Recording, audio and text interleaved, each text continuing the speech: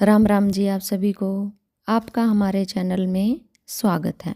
आज हम सुनेंगे रामनवमी की कथा। रामनवमी क्यों मनाई जाती है यह जानते हैं। चैत्र शुक्ल की नवमी तिथि को पुनर्नक्षत्र और कर्क लगन में महारानी कौशल्या की कोख से पुरुषोत्तम भगवान श्री राम का जन्म हुआ था, इसलिए यह दिन रामनवमी के रूप में मनाया जाता है। चलिए कथा प्रारंभ करते हैं जो रामनवमी पर सुनी जाती है। एक बार वनवास के समय माता सीता और लक्ष्मण जी वन में घूम रहे थे। तीनों घूमते घूमते थक गए थे।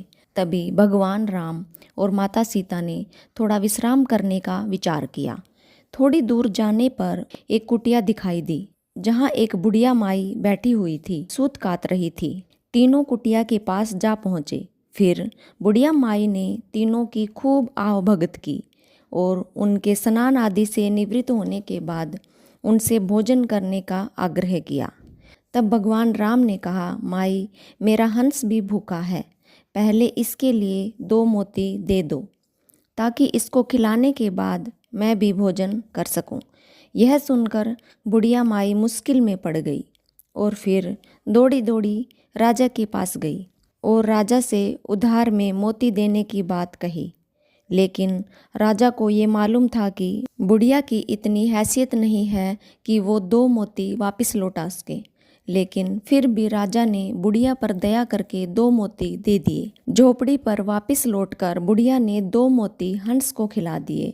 फिर इसके बाद भगवान राम, माता सीता और लक्ष्मण जी ने भी भोजन ग्रहण किया। भोजन करने के बाद कुटिया से जाते समय भगवान राम बुढ़िया के आंगन में एक मोतियों का पेड़ लगा गए।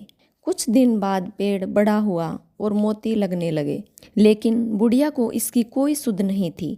जो भी मोती गिरते पड़ोसी उठाकर ले जाते। फिर एक दिन बुढ़िया उसी पेड़ के नीचे बैठकर सूत कात रही थी। तभी पेड़ से मोती गिरने लगे। यह देखकर बुढ़िया माई को बड़ा आश्चर्य हुआ।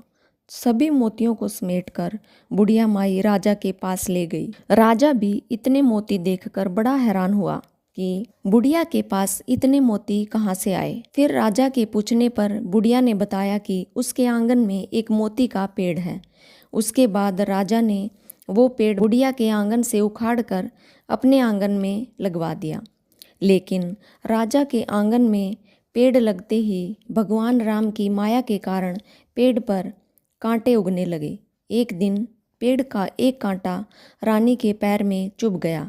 फिर जिसके बाद राजा ने वह पेड़ बुढ़िया माई के आंगन में ही लगवा दिया। बुढ़िया के आंगन में लगते ही पेड़ पर पहले की ही तरह मोती लगने लगे, जिसे बुढ़िया माई ने प्रभु श्री राम का प्रसाद समझा। वह राम के प्रसाद के रूप में वो मोती सभी को बांटने लगी। अगर आपको ये छोटी सी भगवान श्री राम की कहानी पसंद आई हो तो कमेंट में जय श्री राम अवश्य लिखना। बोलिए जय श्री राम।